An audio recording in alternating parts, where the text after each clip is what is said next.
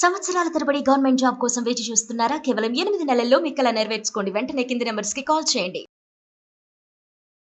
నమస్తే అమ్మా. నమస్తే అమ్మా జయలక్ష్మి.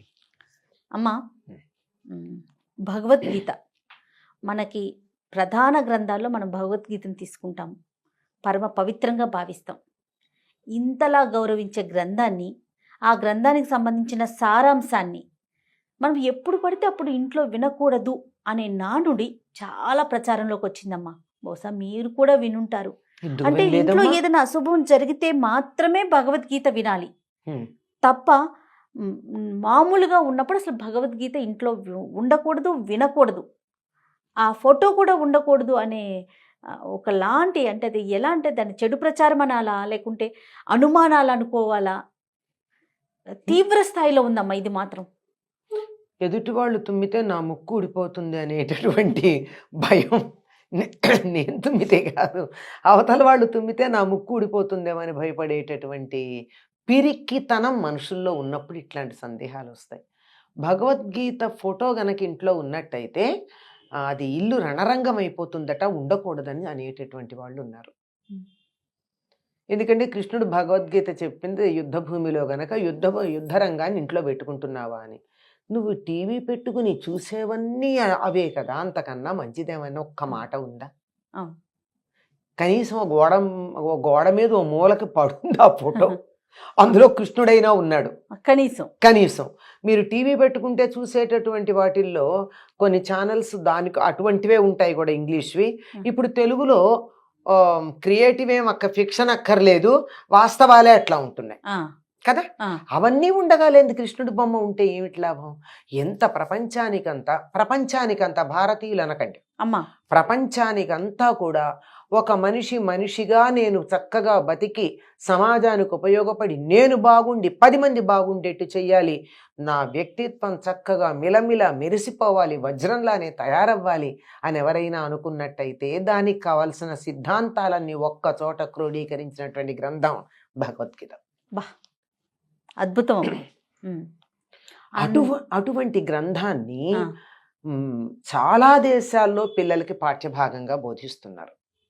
మన దేశంలో ఎవరైనా చనిపోతే అక్కడ పెడుతున్నారు.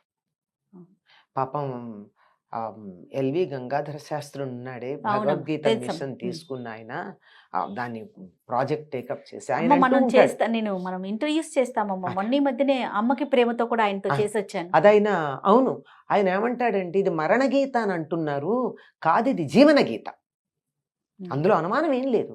గీత అంటే పాడబడింది, జీవితం ఎంత బాగా ఉండాలో చెప్పేది, ఏం చేస్తే జీవితం బాగుంటుందో చెప్పేది, మన జీవితం చక్కగా ఉండాలంటే చెప్పేటటువంటిది భగవద్గీత. ఆ పాట సాంగ్ సెలెస్టియల్ అని ఇంగ్లీష్లోకి అనువాదం చేశారు, శాశ్వతంగా ఉండేది.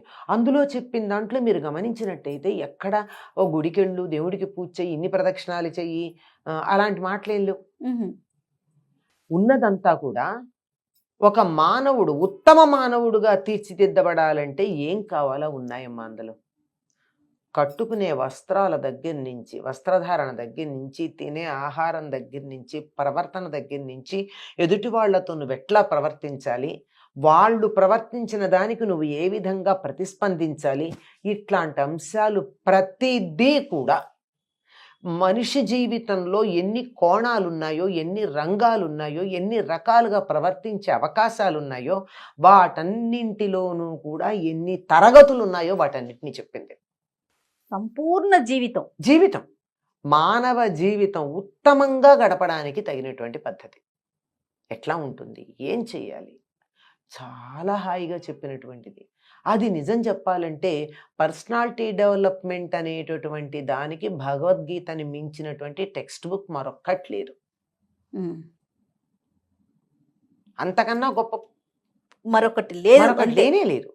అటువంటి దాన్ని మనం ఎక్కడో పెట్టుకుని అది ఎప్పుడో బాబాయ్ వినకూడదు, అదమ్మా వింటున్నారా ఏదో అయింది అనుకుంటాం. కానీ అందులో ఉన్నది ఏమిటంటే ఒక చోట వీళ్ళెవరు అగతాసూంశ్చ నాను శోచంతి పండిత లాంటి మాటలు విని ఎందుకురా ఏడుస్తావు, ఎవరో ఒకళ్ళు రేపొకళ్ళు పోతారని చెప్పి ఓదార్పు మాటలు లాంటి ఒకటో రెండో ఉన్నాయని చెప్పి నిజాలు అవి వాస్తవమే. వాస్తవంగా సత్యాన్ని ఎదుర్కొని వేదనలో నుంచి, దుఃఖంలోంచి, బాధలోంచి బయటికి రావడానికి చెప్పిన మాటలు. వాటి కోసం భగవద్గీత అక్కడ పెట్టడం మొదలుపెట్టాక మొత్తం అసలు భగవద్గీత అంటేనే ఎవరైనా చనిపోయినప్పుడు పెట్టేటటువంటిది అనే ఒక దురభిప్రాయం లోకంలో అమ్మ వచ్చింది. చనిపోయినప్పుడే పెట్టడానికి ప్రత్యేకమైన కారణం ఏంటి? అది వింటే నేను విన్నది ఏంటంటే స్వర్గానికి వెళ్తారు అని. అది కరెక్టేనా? అలాంటి ఆలోచనతో ఆ- పెడుతున్నారా? అటువంటిదేమో నాకు తెలియదు కానీ ఆ, అది కానీ విన్నట్టయితే బతికున్న వాళ్ళు ఏడవకుండా చచ్చిపోయిన వాళ్ళని హాయిగా పంపిస్తారు. ఆహా, ఓకే. అంతే కదా. ఇది ఇవన్నీ కూడా ఆమ్, సహజమే. సహజ కాదు.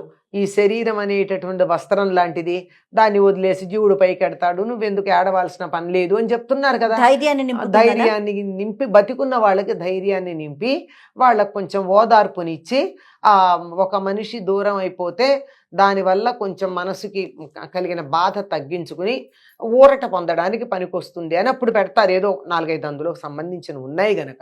అంతేగాని అది వింటే పెడతారా అంటే ఏమో, జీవుడు గానే అది వినగలిగినట్టయితే, జీవుడు అక్కడే ఉంటాడు 11 రోజులు అని చెప్తారు కదా. అది వింటే ఇది సహజమేలే, ఇది నేను పాత బట్ట వదిలేశాను, కొత్త బట్ట కట్టుకుంటున్నాను అని చెప్పి సంతోషంగా మరి ఏడవకుండా వెళ్ళే అవకాశం ఉంది. అంతే కదా. అవును. అది నిత్యము మనం అలవాటు చేసుకుంటే అప్పుడు అవసరం ఏముంది? అది కదా కరెక్ట్. ఆ. ప్రతిరోజు అలవాటు చేసుకోవాలి కదా. అంతే. ఆ రకమైనటువంటి భావన ఉంది అప్పుడు ముందరి నుంచి, లేకపోతే ఇప్పుడన్నా ఉంటుంది అని తప్ప, భగవద్గీత వింటే స్వర్గానికి వెడతారు అంటే జీవితం అంతా తప్పులు చేసి నేను చచ్చాక భగవద్గీత పెట్టండి, అట్లా పెడితేనే నా ఆస్తి మీకు వస్తుంది, నాకు విల్లు రాసి నేను చెడ్డ పనులు చేస్తా. అయినా అంతే కదా. అంతే. కాదు. అంటే ఈ మమకారం అది కూడా వదిలించుకుని జీవుడు కాస్త త్వరగా ఈ పెనుగులాట తప్పించుకుని పైకి వెడతాడు అని అంతే. లేకపోతే ఎంతసేపు శరీరం వదిలిన తర్వాత జీవుడికి వెళ్ళాలనిపించదుటమ్మా. ఎందుకంటే ఒక ఇంట్లో నుంచే బయటకు వస్తూ ఉంటే, కొత్త ఇంటికి వెడితే మంచి పెలాషియల్ బిల్డింగ్ కట్టుకుంటాం, విల్లా. అద్దింట్లోంచి పెడుతూ కూడా ఒక 4 సార్లు ఇంటి వంక చూసుకుంటాం కదా. వదలలేక అది బాగుండలేదు, ఉన్నంతకాలం తిట్టుకుంటూనే ఉన్నాను దాన్ని, అయినా సరే వదిలిళ్ళేటప్పుడు 10 సార్లు చూసుకుంటాం. అంటే దాని మీద ఉన్నటువంటి అటాచ్మెంట్. అలాంటిది ఈ శరీరం వదిలిళ్ళేటప్పుడు జీవుడు అలా అనుకుంటాడు కనుక, అట్లా నువ్వు గట్టిగా అనుకోనక్కర్లేదు, ముందులే వాసాంసి జీర్ణాన్ని యథా విహాయ అని చెప్పింది ఉంది కదా. పాత బట్ట, చిరిగిపోయిన బట్ట వదిలేసినట్టు వదిలేసావు, మంచి బట్టలు కట్టుకోవడానికి ఎడుతున్నావు, కొత్త బట్టలు కట్టుకుంటావు, సంతోషంగా ఉండు అని చెప్తే జీవుడు కూడా కాస్త ఈ పెనుగులాట వదిలేస్తాడు.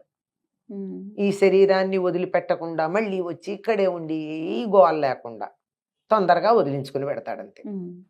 అంతే తప్ప అది వింటే స్వర్గానికి వెడతాడు అంటే అదే వింటాం, మిగిలినవన్నీ మానేసి కాదు. ఇవన్నీ కూడా అలా ఏదో వింటే చెడు అని ఒకవైపు, అది అప్పుడు వినాలి అనేది మరొక వైపు. అప్పుడు మాత్రమే వినాలి. కరెక్ట్. ఇలాంటిది పొరపాటు. మనం ప్రతి అనునిత్యం పారాయణ చేయాల్సిన గ్రంథం కదమ్మా. నిజంగా చెప్తున్నాను కదా, ఎట్లా బతకాలో మనకి నేర్పిస్తుంది, ఎలా బతకాలో కనుక ఇది జీవనగీతే. మనం బతుకు తెరువు నేర్పిస్తుంది. ద బెస్ట్ పర్సనాలిటీ డెవలప్మెంట్, వ్యక్తిత్వ వికాస గ్రంథం ఏదైనా ఉందా అంటే యావత్ ప్రపంచం ఒప్పుకున్నటువంటి భగవద్గీత. అందులో 400 చిల్లర శ్లోకాలే ఆయన కృష్ణుడు చెప్పింది. మిగిలినవి అర్జునుడు, ధృతరాష్ట్రుడు, సంజయుడు వీళ్ళు మాట్లాడినటువంటి మాటలు చాలానే ఉన్నాయి. అవి కాక నేరుగా కృష్ణుడు చెప్పినటువంటి మాటలు 400 పైన ఉన్నాయి శ్లోకాలు. అందులో చెప్పిందైతే ఇలా కరెక్ట్గా బుల్సై అంటారే, అట్లా టార్గెట్ని చూసుకుని ఎక్కడ కొట్టాలో అక్కడ సర్జికల్ స్ట్రైక్ లాగా కొట్టాడు మనిషికి. మరి ఇంత ఉత్తమమైనటువంటిది, ఎందుకంటే కృష్ణుడు మళ్ళీ మళ్ళీ ఈ కలియుగం పూర్తయ్యేదాకా మరొక అవతారం ఎత్తడాలు లాంటివి, దేవుడి దిగి రావడాలు లాంటివి అవన్నీ చేయకుండా మానవులు మంచి మార్గంలో ఉండడానికి తగినటువంటి మార్గాన్ని జగద్గురువై నిర్దేశించాడు. కృష్ణం వందే జగద్గురు అంటాం కదా, జగత్తుకంతా గురువు. అటువంటి జగద్గురువు మనకు ఉపదేశించినటువంటి గ్రంథం అనునిత్యం మనం పారాయణ చేసుకుని మన వ్యక్తిత్వానికి మెరుగులు దిద్దుకోవాలి. ఈ సంగతి యావత్ ప్రపంచం అంగీకరించి అన్ని దేశాల్లో భగవద్గీతను పాఠ్యభాగంగా పెట్టుకున్నారు. అట్లాంటిది మన దేశంలో ఇది చచ్చిపోయినప్పుడు పెట్టుకుంటారు అనేటటువంటి ఒక దురభిప్రాయం ఏదైతే లోకంలో వచ్చిందో దాన్ని పోగొట్టవలసినటువంటి బాధ్యత కృష్ణుడు పుట్టిన దేశంలో పుట్టిన మనందరి మీద ఖచ్చితంగా అమ్మా. ఉంది. అంచేత ఆ గీతోపదేశం చేసినటువంటి బొమ్మ ఇంట్లో ఉండకూడదని కానీ, గీత ఎప్పుడు పడితే అప్పుడు చదవకూడదని కానీ ఎవ్వరు అనుకోకండి. రోజు చదవండి, అది మీ గీత మారుస్తుంది. అద్భుతం అమ్మా, అద్భుతం. నమస్తే.